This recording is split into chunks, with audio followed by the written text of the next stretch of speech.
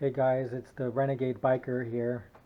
Um, Today I want to talk to you about ways that you can ways that you can improve your front suspension. The things I'm going to show you today, they can be used on any motorcycle, not just the Virago 250. Um, so the thing about these the thing about these modifications is that my motorcycle is set up like a sport bike. So exactly, I mean it's all set up. That was my intention when I modified it, was to set it up like a sport bike. So the way I sit on the bike is like a sport bike. I'm sitting on the bike up high. You know, my seat height on this bike is about 31 inches, whereas the stock height is about 26 inches. The stock height is about 26 inches. So the way I sit on this bike is completely different than it was stock. Um, I've got the sporty handlebars where I'm leaning more forward, all that kind of stuff. Um, my intention with this bike is for it to be sporty. Um, these these modifications may not work. It may or may not be beneficial. I don't know. You have to, if you want to, you just try. But it may or may not be beneficial on the original Virago 250 where it's set up as a cruiser. But anyway, again, just so you know,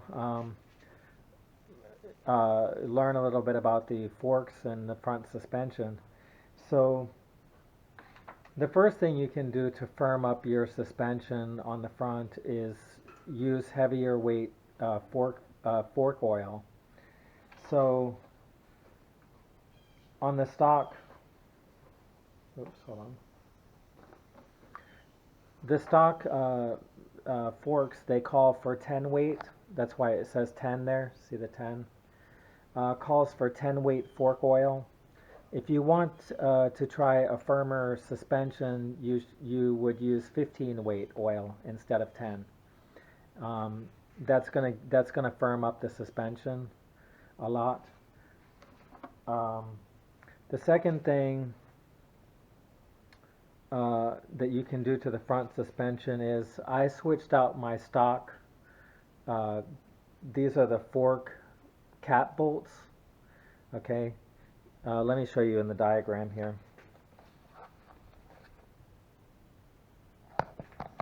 Okay, this is my shop manual. It's that bolt. See, this is the fork here. Okay, and then the bolt that goes right in the top of the fork. Okay, that's what this is here. Okay, and the original fork has no adjustability. However, on eBay you can buy aftermarket cap bolts that allow you to have adjustability, and that's what I've installed right here. Okay, you see that? And the top bolt here, it screws down into into the cap, and it compresses as you screw that bolt in. It compresses the spring. And so that's where we get the term preload. So you're preloading the spring. You're instead of allowing the spring to completely relax, by screwing that bolt in, you're compressing the spring, and to the point where you've taken out all the slack in the spring, so it's not going to be as bouncy as before. So that's the point. Is if you want a firmer suspension, then you want to preload the spring, um, so you eliminate all the bounciness. Again, this goes for all motorcycles. But especially, the sportier the motorcycle, the more you want that front suspension to be firm, or all the suspension to be firm. It feels very good on the road. So these changes have made huge differences on this bike. Now when you look at this screw, the adjusting screw here, originally it has, it's quite long. It has five. See, each section has a line. So this is what you're seeing is two. This is two sections right here. When you have the bolt all the way screwed out, it's got five. So I've screwed it in three. So that's how far I've screwed it in, and I've got two exposed. See those two little sections right there. So I would say the way I would describe is mine is set on two, which makes it quite firm, which is what I like. And the only there is one modification you have to make to install that aftermarket cap bolt, and what it is I can't show you because it's on the bike, but the aftermarket cap bolt is taller. So imagine I'm putting this piece here. Imagine that's how long it is. Okay, the width of it, and then drop that little piece off. See. Okay, so in order to get the aftermarket cap bolt on there, that means you have to cut. This is the piece that I cut off there's a spacer inside of the fork. The first thing that comes out, the first thing that comes out is a regular washer. Then after the regular washer comes a long, tall washer I'm sorry. After the regular washer, that's, underneath the cap is a regular washer. Then under the washer is a spacer that's about 2 inches long. And you have to cut 10 millimeters off that spacer. So that's what this is. I cut 10 millimeters off the spacer so that I could get the taller cap bolt on. I hope you understand what I'm saying. Okay, so let me show you in my shop manual here. So you see this is the spacer I'm talking about right here. So you have the cap bolt, then you have a regular washer, and then you have this long spacer. And this spacer you'll have to cut 10 millimeters off of it. And the spacer is very thin metal, so it's very easy to cut. And you just use an angle grinder or whatever you have that you can cut metal with, and then afterwards you need to see it has burrs on it from where I cut. You need to on the spacer that you're going to put back on the motorcycle, you need to use sandpaper or file to file the shavings down so that it's nice and smooth. Make sure it's nice and smooth before you put the spacer back in the motorcycle. So that's all you do. You just cut the spacer 10 millimeters off the spacer, and then you can get your bolt in. When you're taking the old bolt off, it's important, number one, like I have the bike on my center stand. Number one, you need to raise up the front end so that there's no weight on the front wheel. If you have weight on the front wheel and you undo this spacer, the spring's going to shoot out. So you cannot have any weight on the front of the bike when you take this cap bolt off. The second thing is when you're loosening the cap bolt, as you get to the top, you need to press down on it and screw at the same time. Press down on it. Number one is because these are very fine threads, and they can get, by the pressure that's on the spring, if you just loosen it without putting down pressure on it, it can the threads can get cross-threaded. So that's number one thing, why you want to put a little pressure as you loosen it and take it off. The second reason is because there's a little bit of spring pressure and you don't want it to just pop off. You want to make sure you have a good grip on this bolt when you loosen it so it doesn't pop off. I wouldn't say that there's enough pressure that it can pop off and hit you in the head, but mine wasn't under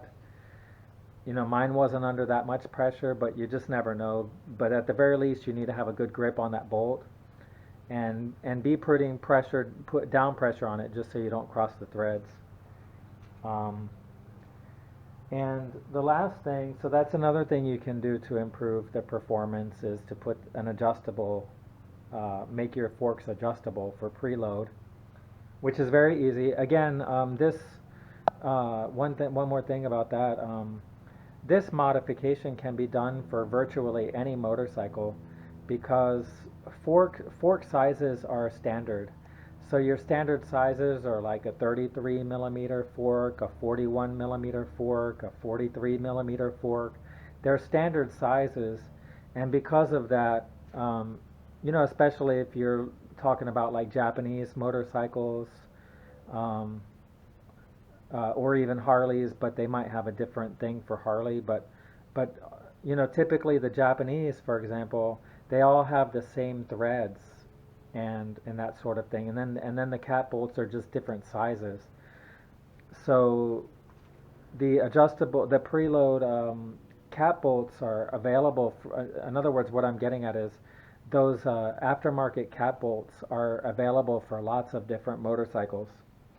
On eBay. So they're quite universal fit wise. Um, and the last thing you can do to improve performance with your forks is you can lower the front end of your bike. Okay, the way you do that is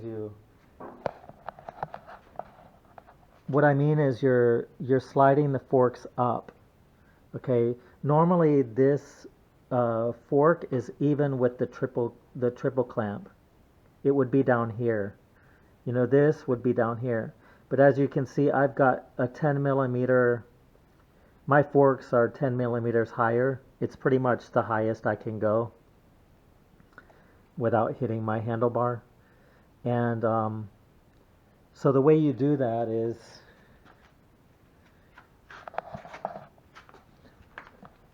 there's a bolt here, and then there's another bolt. Let's see if I can get you in there. There's another bolt right here. Okay, I hope you can see where my finger is. Okay. So if you don't have, most of you don't have a fairing. So those bolts are easy to get to. Okay. So it's 2 bolts on each side.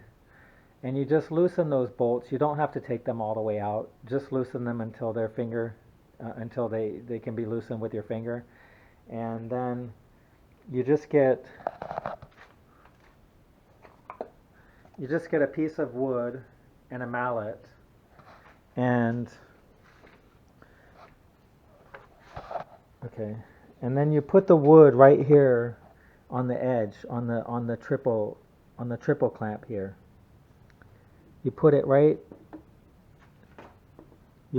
like that, and make sure make sure you're all clear. Don't hit your choke lever, your choke wire. Okay, and then you hit that with the rubber mallet, and you hit this side a couple times, and then you hit this side a couple times, and again you put the wood just like that. Okay. And then you hit it with a rubber mallet, and it takes a pretty good amount of. The forks don't slide very easily, so you have to whack it pretty good. But as long as you're using a rubber mallet and wood, you're not going to hurt anything. Okay, so you give it a couple of whacks on one side, then a couple of whacks on the other side, and you'll just slowly push the front end of the bike down. You're sliding the front end of the bike down on the forks. That's what you're doing. You're lowering the front end of the bike. And so I did 10 millimeters. Now, what's the effect of that? The effect of lowering the front end of the bike in relation to the back of the bike is that you make the bike easier to turn. Okay, it's easier to turn. That means it's gonna fall onto the side easier. Okay, you're gonna be able to the bike's gonna fall over to the side easier the lower the front end is. Okay, and these bikes in their stock setup are kind of hard to. I mean, I wouldn't say hard to turn, but they don't just they're not sporty. They're not like a sport bike. They don't go into turns as easily as a sport bike. But if you lower the front end, then they do become more like a sport bike. And just so you just another example of this idea. You know, in MotoGP, I remember, Rainey or one of those old timers, from MotoGP in the old days. They were asking him about his motorcycle, like, oh, how was this motorcycle to ride? And he said, oh, it was a great motorcycle, but it didn't like to go straight. And that's what he's talking about. He's talking about the stance of the motorcycle in MotoGP, because there's mostly turns. There's only one.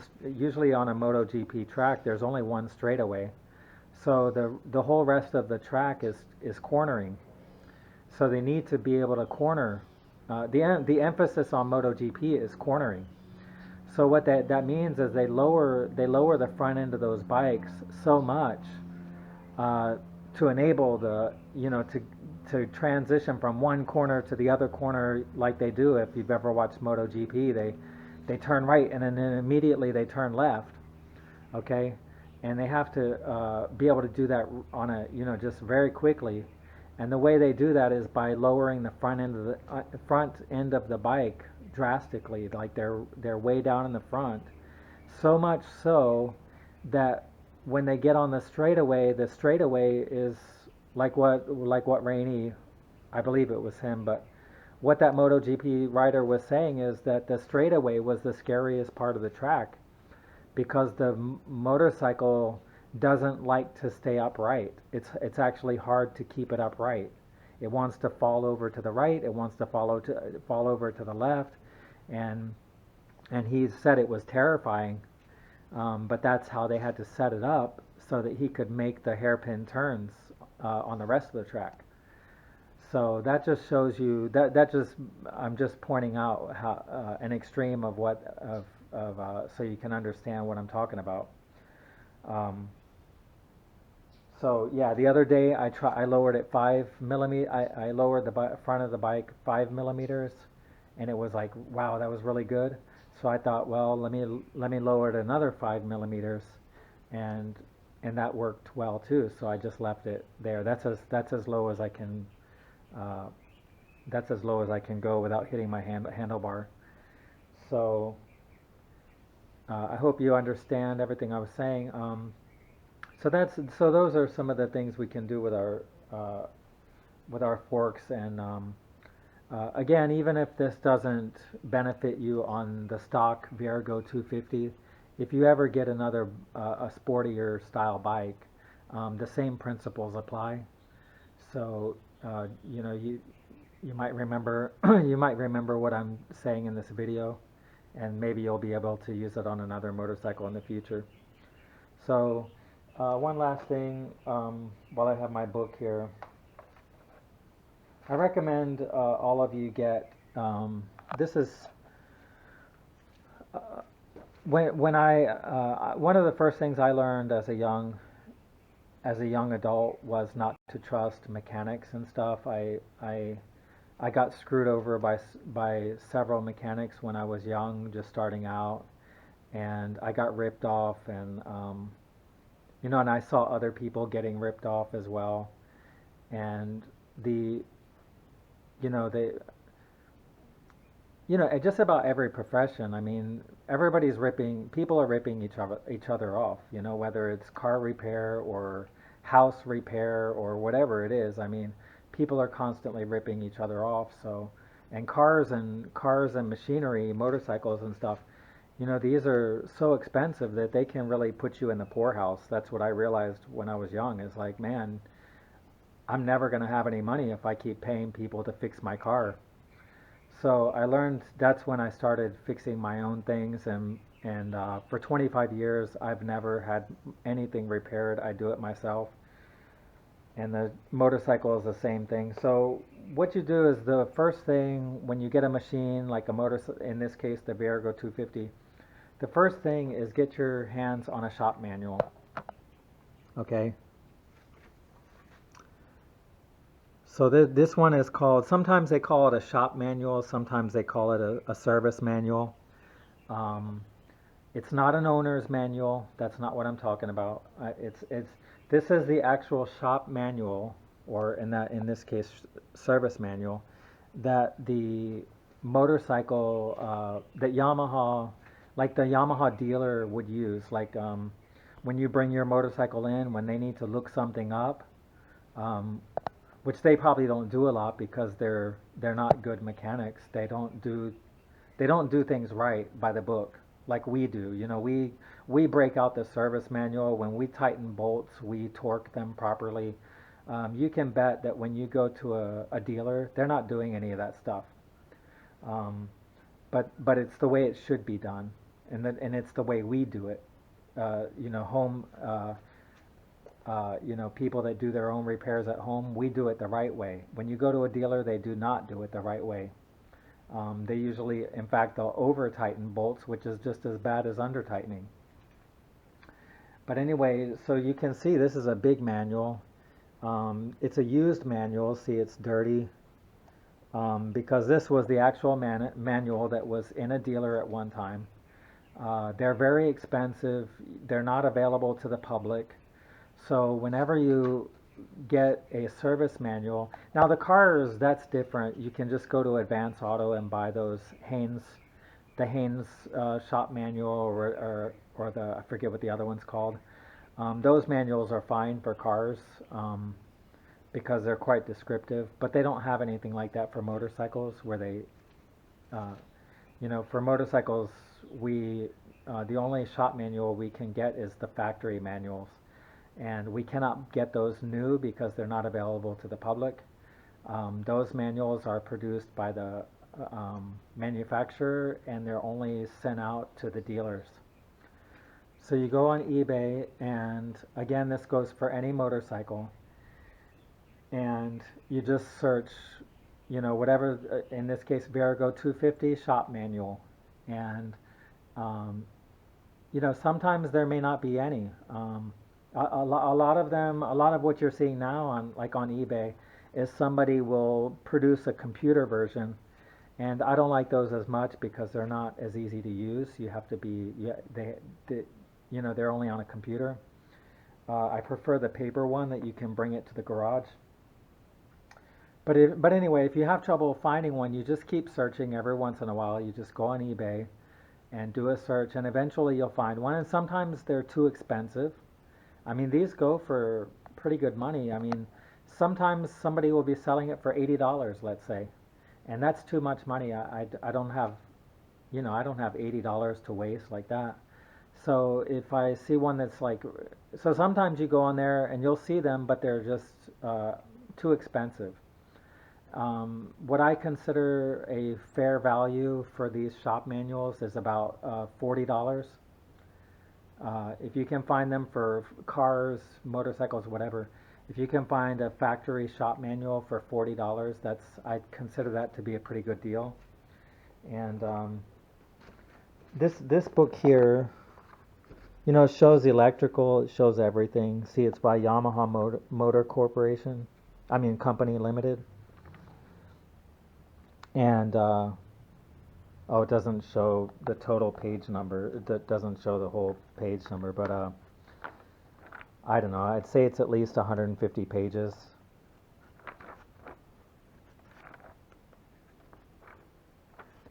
But it tells everything, every single thing about this motorcycle. Okay, it tells every single thing about this motorcycle, like literally everything, every nut and bolt, everything. And so this is what makes repairing your own machines. I mean, it's a necessity. Uh, when people say, "Well, you're a good mechanic or you can fix things," well, without a shop manual, I cannot fix things. Okay, it makes it a lot easier. Okay, okay, so to wrap this up, the cap bolt that I used on the forks for my motorcycle, I will put a link in the description box for that. I purchased it off of eBay. I do not receive any money from from these eBay recommendations. The only reason I'm recommending the product is because I purchased it myself and I like the product and I'm using it on my own motorcycle. Hey guys, I just remembered one more thing. When I was editing this video, I remembered one thing that I forgot to mention. Um, when you're doing the cap bolt modification, you want the front end of the bike to be up in the air. You want the front wheel to be off the ground. When you do that, like I said, you want to get the all the pressure off the spring. You don't want the spring to be under pressure, so you need the front wheel off the ground. However, when you're lowering the front of the bike, the modification where where you're sliding the forks up.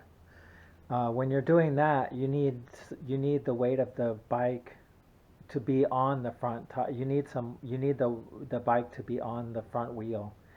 So in the case of that part, the modification where you're lowering the front of the bike, to do that you need the front wheel to be on the ground. And but you do need to have something underneath the bike. You know, in my experience, the forks are not. It's not easy to lower the bike. The bike doesn't just slide down the forks. However, each bike could be different. You never know. I'm surprised it doesn't just slide down the forks when you loosen those. When you loosen these clamps here. You know, I and you want to loosen both sides, by the way. I don't know if I was clear about that. Loosen all. There's two bolts on each side. One here, and one here, one here. You loosen when you lower the front end of the bike. You need to loosen all four of those bolts, and because you're going to lower the entire front end all at one time. But it's important to, for me, I have this thing here, and I slide it under the bike, and so it's not touching.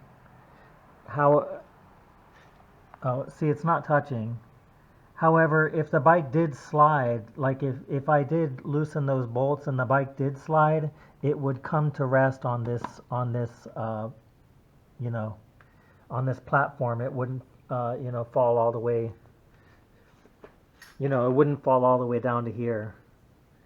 It might just go down, a few inches. Okay, so you need to have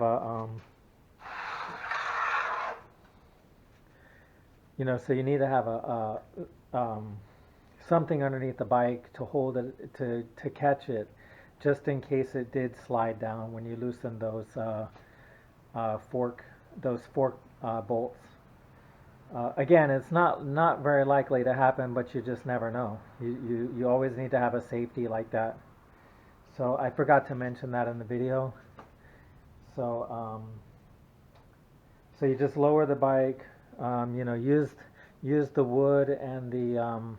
In my experience, I had to use the wood and the rubber mallet, and hit this triple clamp so that it will slide down the forks.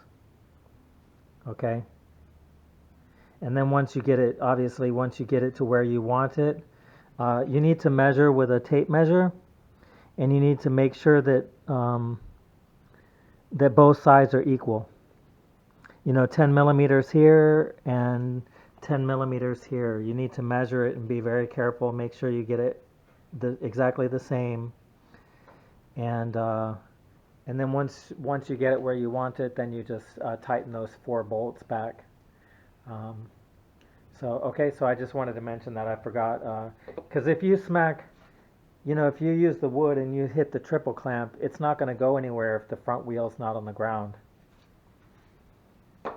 Okay, because you gotta have the motorcycle on its front wheel.